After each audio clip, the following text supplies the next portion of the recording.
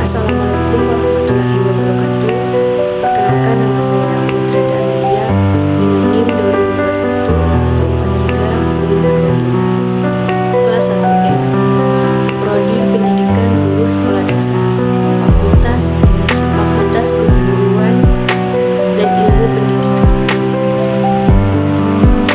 Baiklah, di sini saya akan memaparkan hasil PowerPoint saya yang berjudul Alat-alat pendidikan yang diampu oleh dosen pengampu Dr. Haji Hendra Wijaya SAG MPDI. Baiklah, di sini ada 3 materi, yaitu alat-alat pendidikan. Subtema 1. Pengertian alat pendidikan. 2. Macam-macam alat pendidikan. 3. Kriteria pemilihan alat pendidikan. Baiklah, yang pertama yaitu 1. Pengertian alat pendidikan.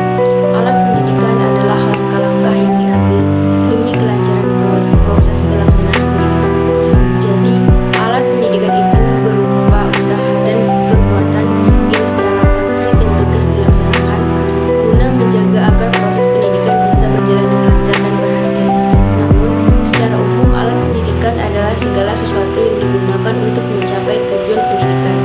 Sementara itu, Ahmad D. Mariba memandang alat pendidikan dari aspek fungsinya, yakni alat sebagai perlengkapan, alat sebagai pembantu mempermudah usaha mencapai tujuan, alat sebagai tujuan untuk mencapai tujuan selanjutnya. Menurut pendapat ini, alat pendidikan bisa berupa usaha atau perbuatan, atau berupa benda atau perlengkapan yang bisa memperlancar atau mempermudah pencapaian tujuan pendidikan. 2. Macam-macam alat pendidikan. Macam-macam alat pendidikan. Mengenai macam-macam alat pendidikan, kita dapat membedakan alat pendidikan ke dalam 2 golongan, yaitu A. Alat pendidikan preventia. Alat pendidikan preventif ialah alat yang bersifat pencegahan. Tujuan alat pendidikan preventif itu diadakan jika maksudnya mencegah anak sebelum ia berbuat sesuatu yang tidak baik, dan untuk menjaga agar hal-hal yang dapat menghambat atau mengganggu kelancaran dari proses pendidikan kita dihindarkan. Misalnya, tata tertib, anjuran, dan perintah, dan larangan paksaan. B. Alat pendidikan repsialan. Pendidikan represif disebut juga alat pendidikan kuratif atau alat pendidikan korektif. Alat pendidikan represif bertujuan untuk menyadarkan anak kembali kepada hal-hal yang benar, yang baik dan tertib. Alat pendidikan represif diadakan bila terjadi sesuatu perbuatan yang dianggap dengan peraturan-peraturan atau sesuatu perbuatan yang dianggap melanggar peraturan. Misalnya, pemberitahuan, teguran, hukuman, dan ganjaran. Namun ada pendapat lain yang mengatakan alat-alat pendidikan yang bukan benda. 1. Pembiasaan adalah salah satu alat pendidikan yang penting sekali, terutama bagi anak-anak yang masih kecil. Sebagai permulaan dan pangkal pendidikan, pembiasaan merupakan alat yang satu-satunya. Sejak lahir, anak-anak harus dilatih dengan pembiasaan-pembiasaan dan perbuatan-perbuatan yang baik, seperti dimandikan dan ditidurkan pada waktu tertentu, diberi makan dengan teratur, dan sebagainya. 2. Pengawasan. Pembiasaan yang baik membutuhkan pengawasan. Aturan-aturan dan larangan-larangan dapat berjalan dan ditaati dengan baik jika disertai dengan pengawasan yang terus-menerus. 3.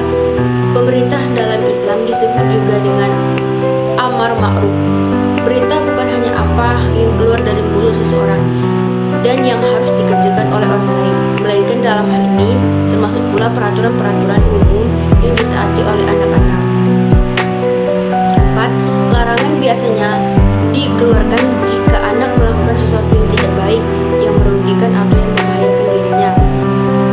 Seorang ibu atau ayah yang sering melarang perbuatan anaknya dapat mengakibatkan bermacam-macam sikap atau sifat yang kurang baik pada anak itu. 5. Keteladanan dalam pendidikan. Alat pendidikan yang paling diutamakan adalah teladan. pada diri anak-anak terdapat rasa bangga pada orang tua mereka. Dalam istilah agama dikenal sebagai uswatun hasanah atau tauladan yang baik. Terutama dalam masalah ini perlu mendapatkan perhatian yang sungguh-sungguh dari guru atau pendidik. Dalam pepatah, sering kita dengar bahwa guru kencing berdiri, murid kencing berlari. Pendidik dalam konteks ilmu pendidikan Islam berfungsi sebagai warasatu al-anbiya. Fungsi ini hakikatnya mengemban misi sebagai rahmatan fil alamin, yakni suatu misi yang mengajak manusia untuk tunduk dan taat pada hukum Allah. 6. Hukum dalam Islam. Hukuman disebut juga dengan Ikab. Abdurrahman An-Nakhlawi menyebutkan dengan tarhid yang berarti ancaman atau intimidasi melalui hukuman karena melakukan sesuatu yang dilarang menurut Amir. Dan Indra Kusuma menyebutkan hukum adalah suatu perbuatan di mana kita secara sadar dan sengaja menjatuhkan nestapa kepada orang lain yang baik dari segi kejasmanian maupun kerohanian. Orang itu mempunyai kelemahan dibandingkan diri kita, dan oleh karena itu kita mempunyai tanggung jawab untuk membimbingnya dan melindunginya. 7. Ganjaran adalah sebagai alat untuk mendidik anak-anak supaya anak dapat merasa senang karena perbuatan atau pekerjaan mendapat penghargaan umumnya. Anak mengetahui bahwa pekerjaan atau perbuatan yang menyebabkan mendapat ganjaran itu baik. Pendidik bermaksud juga supaya dengan ganjaran itu anak-anak menjadi lebih giat lagi usahanya untuk memperbaiki dan mempertinggi prestasi yang dicapainya. 3. Kriteria pemilihan alat pendidikan. Kriteria pemilihan alat pendidikan. Muharram 2009-135. Meskipun alat pendidikan atau kebendaan atau materi seperti lahan, gedung, perabot, dan perlengkapan lebih berkaitan dengan kegiatan pendidikan di sekolah, namun karena sifat pendidikan secara umum memanfaatkan pentingnya peran alat pendidikan dalam material, maka beberapa kriteria berikut ini perlu dipahami dan dijadikan pertimbangan pendidik dalam menjalankan kegiatan pendidikan seperti berikut. A. Alat pendidik hendaklah terbuat dari alat yang kuat dan tahan lama dengan memperhatikan keadaan setempat.